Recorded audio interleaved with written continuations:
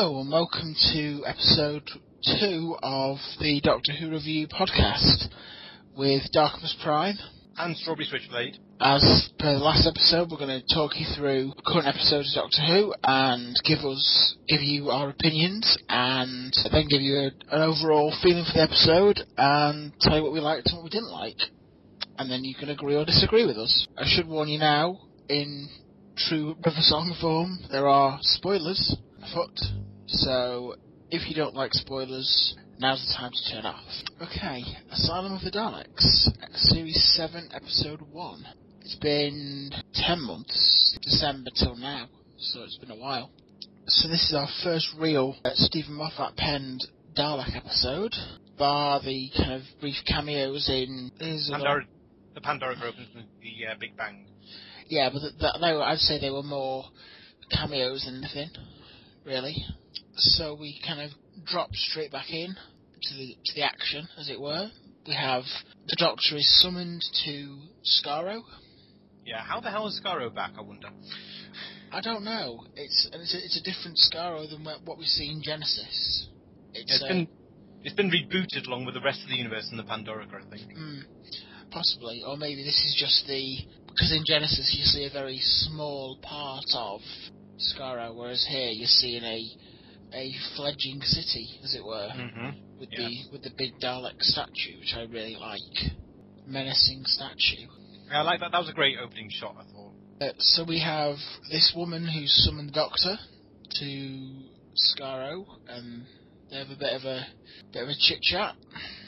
He's quite cold with her, isn't he? He's quite cold-blooded in that scene. It's like he's not the hero he used to be. He's kind of he decided he kind of, it's like Superman in Superman 3. He's like, I'm through with saving people now. Yeah. It says that they say you can help, and he said, I wish they wouldn't. Yes. I wish they'd stop. Stop. And then she denarbs into a Dalek. Dan Newt into Dalek. Why much Dalek? For anyone who doesn't get the reference, this is a reference to fan fiction. Hazel von something, who wrote Hazel von something, who wrote terrible fan fiction. Some of it is still available somewhere on the internet. It's hilarious. It's a work of art in itself, though. The universe belongs to raptors now. So these Dalek slaves. Interesting. Yeah, and then we have... So the Doctor gets taken, and then we have a bit of the ponds. We've had a sudden divorce out of the blue. Yeah, I actually felt it would have made a better story if, in Pond Life, they'd hinted more than just the last episode. Because if they'd done more than hint, if they'd actually shown the cracks... Yeah, pardon the pun. Because appearing. Every Pond Life, up to then, it was like April, May, June, July, August. April, May, June, July, August. Yeah, so 5 months. But 5 months of bliss, and then suddenly it's over. Yeah, it's like the first one where they just sat around and like, oh, the Doctor's called us, and then blah blah blah blah. But it makes sense though. I mean, finding a nude on your loo is going to diminish a sex life a bit, I think. What was the song playing when Amy was modelling? I don't know. It's a very different characterisation for Amy there. Yeah, she's a bit more hard-edged, isn't she? And then, obviously, they all get abducted. Denarb into a Dalek again.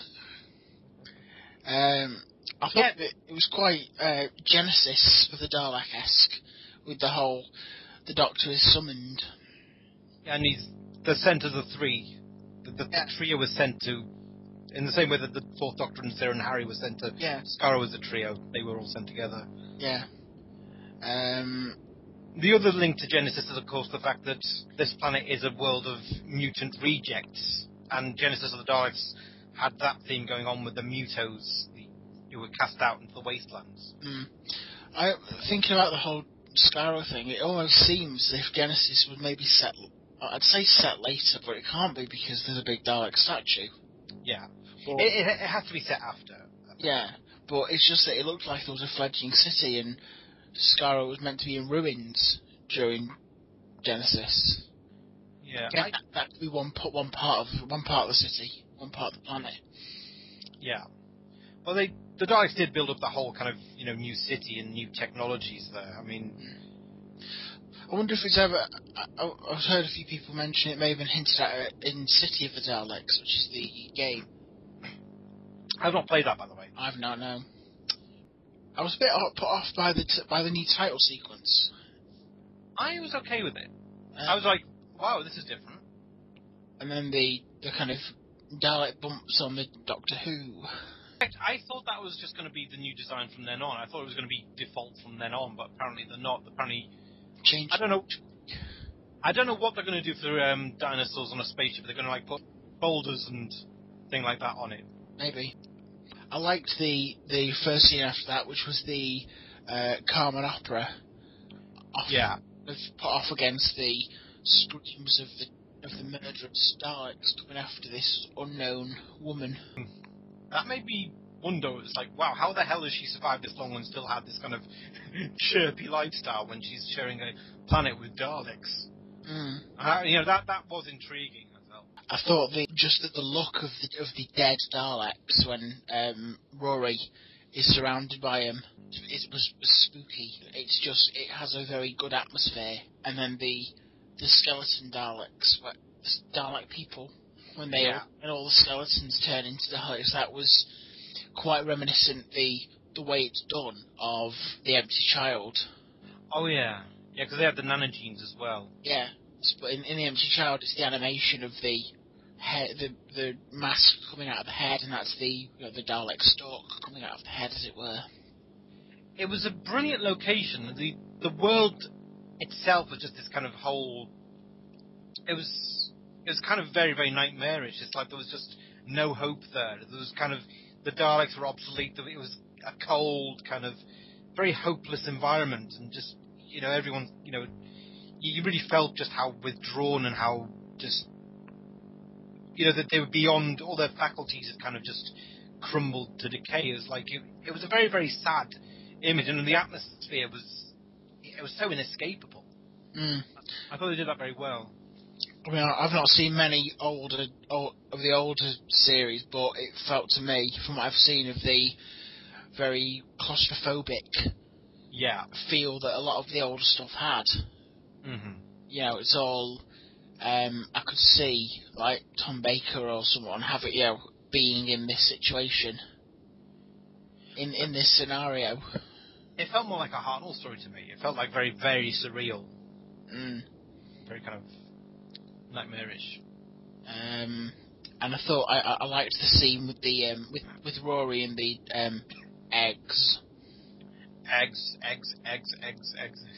That was actually that scene really stayed with me, really. I like it because it's I like the whole thing of all the Daleks being covered in webs and stuff. You never know when they're going to wake up. That's the thing that makes it scary. And then we have this woman who's talking to Rory throughout and talking to the Doctor. Oswin, yes. Yeah. Who is...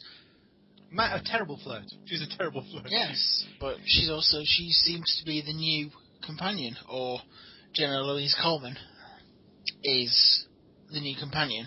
I have no theory about that. I loved because obviously Amy gets in what seems to be infected by the Dalek nanogenes, and it switches between her reality and the real reality.